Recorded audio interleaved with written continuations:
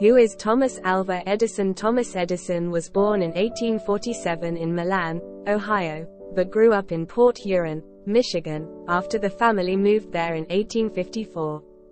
He was the seventh and last child of Samuel Ogden Edison Jr., 1804 to 1896, born in Marshalltown, Nova Scotia, and Nancy Matthews Elliott, 1810 to 1871, born in Chenango County, New York.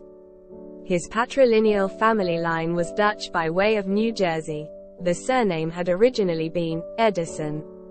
His grandfather John Edeson fled New Jersey for Nova Scotia in 1784. His father moved to Vienna, Ontario and fled after his involvement in the Rebellion of 1837.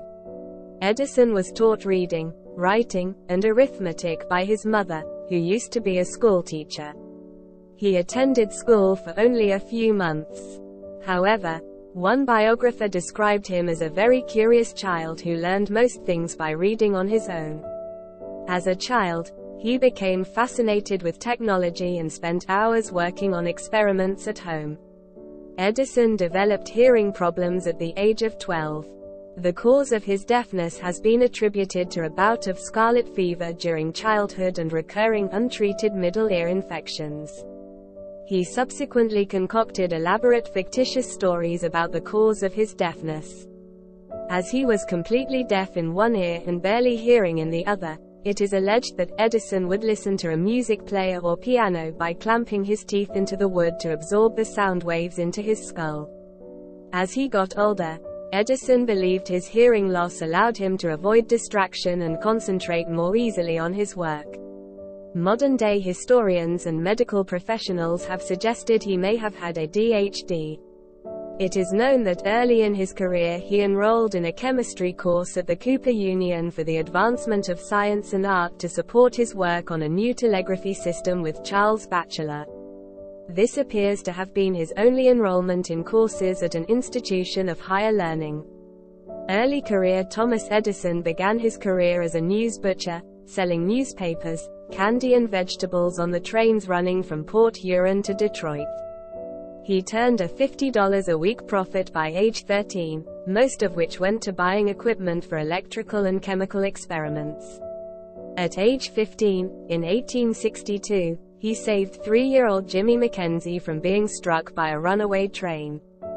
Jimmy's father, station agent J.U. Mackenzie of Mount Clemens, Michigan, was so grateful that he trained Edison as a telegraph operator. Edison's first telegraphy job away from Port Huron was at Stratford Junction, Ontario, on the Grand Trunk Railway. He also studied qualitative analysis and conducted chemical experiments until he left the job rather than be fired after being held responsible for a near collision of 2 trains. Edison obtained the exclusive right to sell newspapers on the road, and, with the aid of 4 assistants, he set in type and printed the Grand Trunk Herald, which he sold with his other papers. This began Edison's long streak of entrepreneurial ventures, as he discovered his talents as a businessman.